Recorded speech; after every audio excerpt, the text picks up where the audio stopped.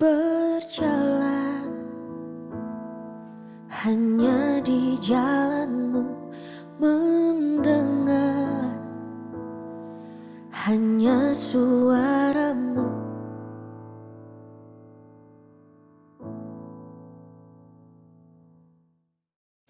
Haleluya, haleluya, haleluya. Puji Tuhan.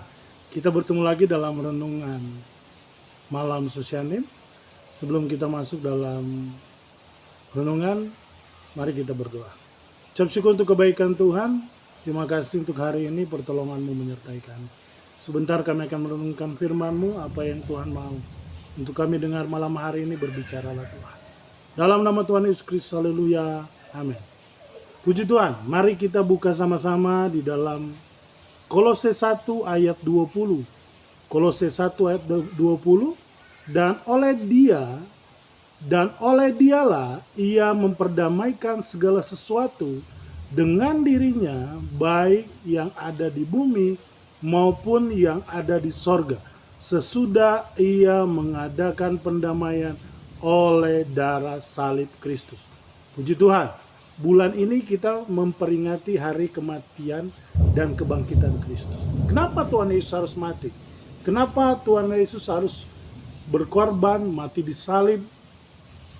Ada satu hal yang tidak bisa kita mengerti, kenapa dia harus mengambil cara itu. Ternyata ayat ini dalam Kolose 1 ayat 20 menceritakan sesuatu yang, menuliskan sesuatu yang menjadi alasan kenapa Tuhan Yesus harus mengorbankan dirinya salib. Karena Tuhan Yesus menjadikan dirinya sebagai objek pendamaian. Ada masalah yang terjadi. Ketika manusia berbuat dosa, maka ada satu penghalang antara Allah dan manusia. Sehingga kalau kita melihat di dalam susunan Alkitab, mulai dari kitab Maleaki sampai di kitab Matius, ada satu jarak di mana menurut sejarah Alkitab Tuhan tidak berbicara lagi selama 400 tahun. Tuhan berdiam diri. Ada sesuatu yang terjadi antara Allah dan manusia. Tidak bisa melakukan apa-apa. Ada hubungan yang terputus di situ. Tetapi Kristus melalui salib, dia membuat suatu perdamaian yang dilakukan oleh dirinya sendiri. Umat Israel setiap tahun sekali harus mengorbankan sesuatu untuk menjadi korban penebus dosa. Setiap tahun, orang kaya kambing domba, orang miskin burung tekutur dan lain-lain. Itu satu persembahan yang dilakukan sebagai persembahan penebus dosa. Setiap tahun. Tetapi ketika Kristus mati, dia menjadikan dirinya sendiri sebagai jembatan penghubung yang sudah putus oleh karena dosa, dijadikan terhubung lagi antara surga dan bumi yang Allah tidak mau berbicara lagi, tetapi Kristus di dalam ayat ini dikatakan bahwa ia menjadikan dirinya atau ia mengadakan pendamaian oleh darah salib Kristus. Jadi ketika Kristus disalib, Kristus sedang mengadakan pendamaian antara kita dan Allah. Itulah alasannya kenapa Kristus harus disalib. Adalah satu penderitaan yang tidak bisa kita bayangkan oleh pikiran manusia. Secara manusia pun dia mengalami sesuatu yang begitu luar biasa. Mulai disiksa, Alkitab menuliskan mukanya sudah tidak berbentuk lagi. Itu menunjukkan satu penyiksaan yang luar biasa. Dia dipermalukan, Alkitab menulis bahwa tidak ada sehelai baju pun yang menutupi badannya selama dia disiksa. Dipermalukan begitu rupa. Sampai satu ketika di titik disalib dia berkata, Eloi, Eloi lama sabatani. Ada di satu titik Tuhan Yesus, kata Alkitab, dia dijadikan berdosa karena kita. Sehingga ketika dia berdosa, secara tidak langsung Allah memalingkan mukanya, maka Dia ada di satu titik dia berkata, Eloi, Eloi, lama sabatani. Kenapa engkau meninggalkan aku? Ada di satu titik ketika dia berdosa. Dijadikan berdosa lebih tepatnya karena kita. Sehingga ada di satu titik sepertinya Allah Bapa meninggalkan dia. Kenapa sampai Yesus mau sampai begitu? Karena dia mau menjadi satu penghubung, menjadi satu jembatan antara sorga dan kita. Orang-orang yang dikasihinya. Kita sudah melihat bahwa pengorbanan Tuhan, pengorbanan Yesus begitu besar untuk kita. Dia mati untuk semua orang. Salib, darahnya itu mati tercurah untuk semua orang. Tetapi ada hal-hal yang harus kita siapkan sebagai manusia untuk menerima anugerah itu, untuk menerima berkat yang besar itu. Tidak serta-merta ketika kita lahir kita melakukan segala sesuatu yang baik sepertinya. Yang sepertinya untuk ukuran manusia adalah baik. Sehingga kita otomatis mendapat anugerah salib, anugerah pendamaian itu. Tidak. Harus hidup di dalam Tuhan. Dimulai dengan percaya, dibaptis, mengerjakan keselamatan itu sampai Tuhan izinkan kita selesai. Ketika itu kita rangkaian itu menjadi suatu hal yang kita kerjakan, maka keselamatan berkat salib itu menjadi bagian kita.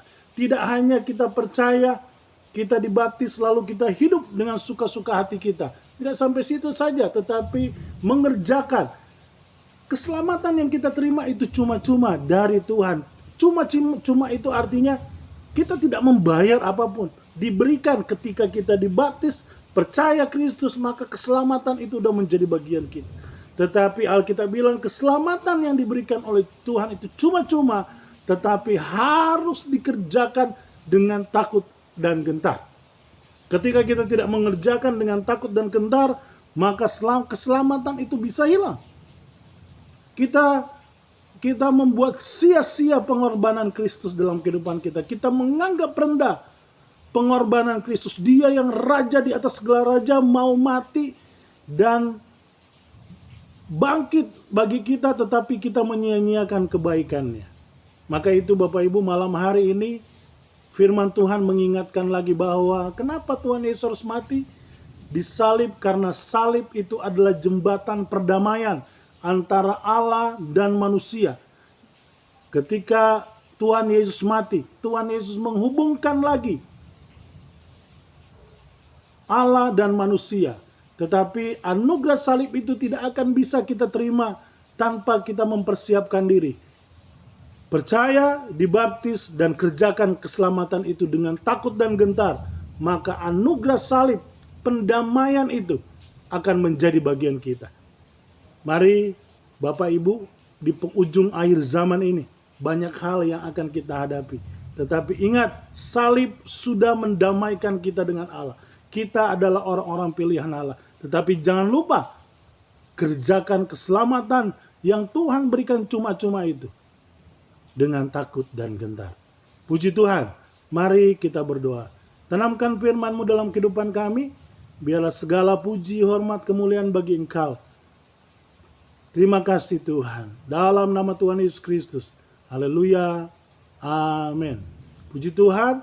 Tuhan Yesus memberkati kita semua. Haleluya.